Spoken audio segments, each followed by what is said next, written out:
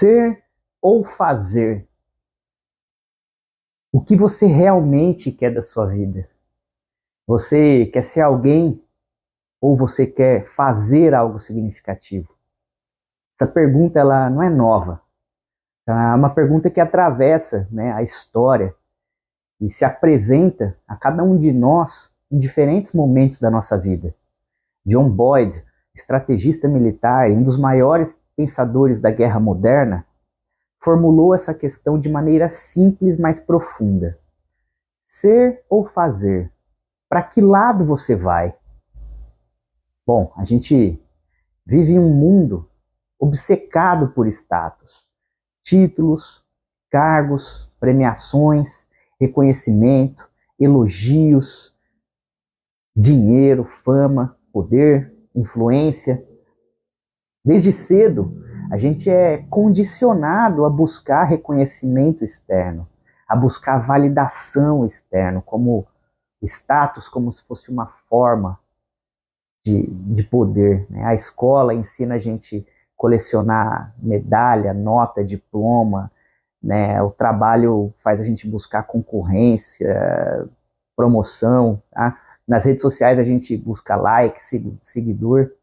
E no meio desse turbilhão de validação, de concorrência, de disputa, tem uma pergunta que é essencial. O que a gente está realmente construindo das nossas vidas? Ou para as nossas vidas? John Boyd, apesar de ser um dos maiores estrategistas militares do século XX, recusou-se a entrar nesse jogo. Ele nunca publicou livros, nunca buscou holofotes, nunca aceitou subornos, preferiu dedicar sua vida a ensinar e transformar a forma como a guerra era pensada e travada. No entanto, ele não alcançou a patente de general. Ele chegou no máximo a ser um coronel. Ele não teve estátuas erguidas em sua homenagem, ou bases, ou navios nomeados com seu nome. Por quê? Porque para ele o que importava não era ser algo, mas fazer algo. Aí ele era um homem que estava disposto a pagar o preço por isso. Vamos pensar no nosso dia a dia. Quantas vezes a gente toma decisão baseada no reconhecimento que podemos ganhar e não no impacto real que nós podemos causar? Quantas vezes a gente prioriza a aparência do sucesso em vez da substância desse sucesso? O filósofo estoico Epíteto nos ensinou que a gente deve distinguir entre aquilo que está sob nosso controle e aquilo que não está. O reconhecimento, a fama e a aprovação dos outros. Tudo isso está fora do nosso controle. Mas o nosso trabalho, o nosso esforço e a nossa busca por excelência, isso só depende de nós. Fazer algo verdadeiro e significativo está sempre ao nosso alcance. Bom, e aqui, né, está o perigo do ego. É o ego que nos desvia desse caminho. É o ego que quer que a gente seja celebrado, lembrado, afagado, elogiado, né, erguido lá em cima. O ego ele quer que a gente seja admirado. O ego ele quer reconhecimento. Ele quer validação. E quando o ego faz isso, o ego faz com que a gente se perca da essência daquilo que importa com relação ao que fazemos. É o propósito, né? E aí Will Durant, né, disse que uma nação nasce estoica e morre epicurista.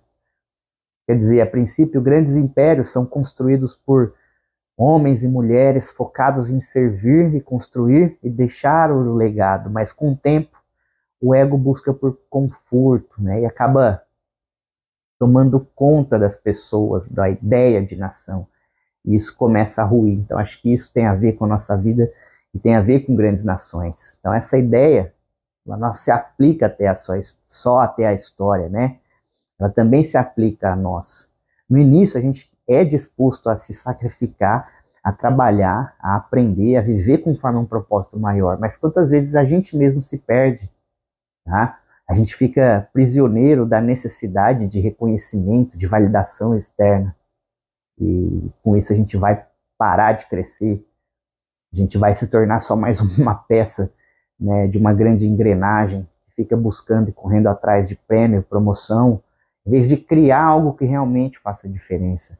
É aquela história que eu sempre uso, né, a metáfora do cachorro correndo atrás do próprio rabo. E aí, qual que é a solução? Como, como que a gente faz para não cair nesse ciclo? Primeiro, a gente precisa identificar qual é o nosso verdadeiro propósito. Boyd, ele fazia a seguinte pergunta: o que você quer conquistar na vida? Essa é uma pergunta diferente de quem você quer ser na vida. O primeiro caminho leva à construção, o segundo leva ao ego. Então, quem você quer ser? Ou o que você quer fazer? Bom, além disso, a gente precisa evitar a distração. O reconhecimento, ele é uma distração. Ele vai agir como uma distração. O conforto é uma distração. A busca incessante por status, por validação, por influência, é uma distração.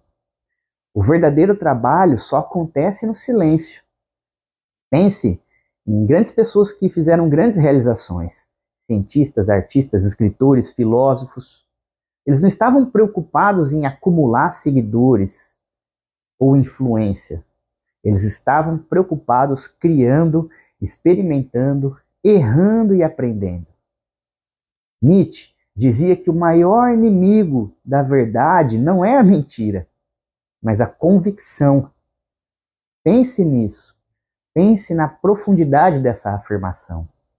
O ego nos dá essa falsa convicção. Ele nos faz acreditar que já sabemos de tudo. E o ego nos impede de continuar aprendendo. O ego nos impede de buscar a verdade, de buscar o propósito, de enxergar o propósito, de enxergar a realidade. O ego nos impede de evoluir, de se autoconhecer, de se autodesenvolver. Então, se a gente quer construir algo significativo, a gente precisa cultivar o espírito de aprendiz. A gente precisa estar disposto a errar. E a gente precisa estar disposto também ao recomeço. A gente precisa estar disposto ao sacrifício. Porque no fim, o que realmente importa não é o que os outros pensam de nós, mas sim o que realmente fizemos, o que realmente deixamos.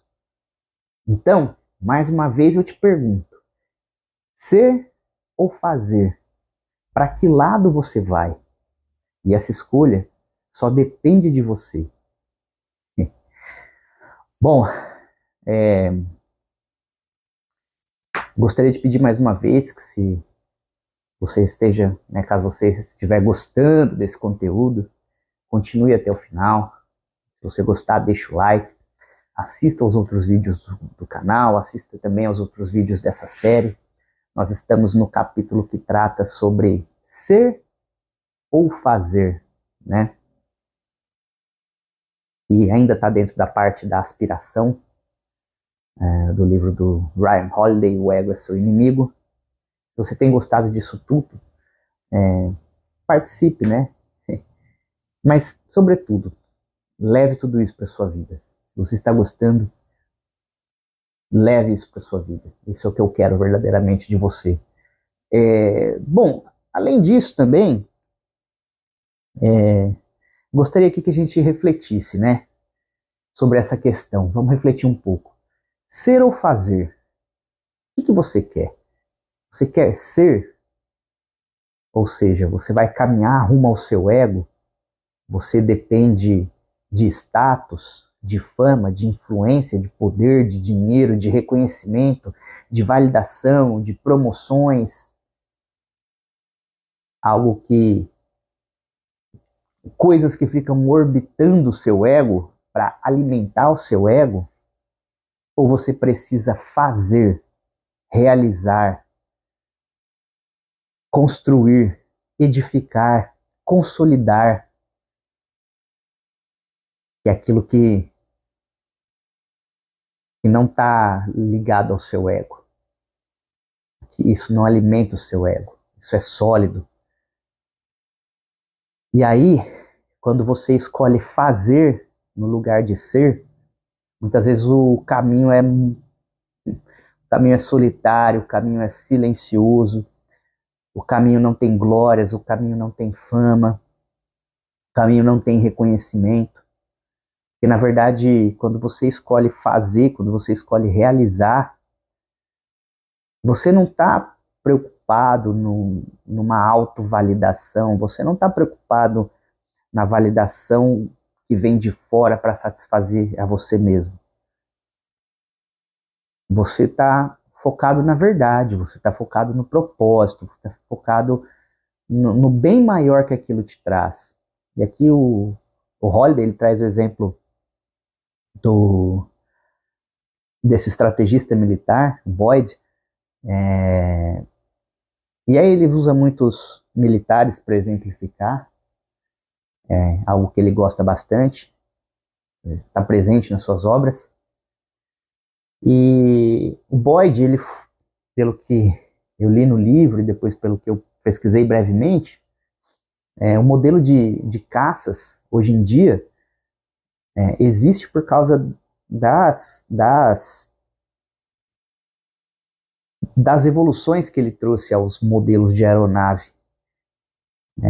Eu aqui não estou dizendo que guerra é algo bom ou ruim, mas ele teve seus méritos, ele desenvolveu essa arte, essa percepção, era um excelente piloto, mas era melhor ainda como professor e melhor ainda criando os designs, né? Pensando os designs.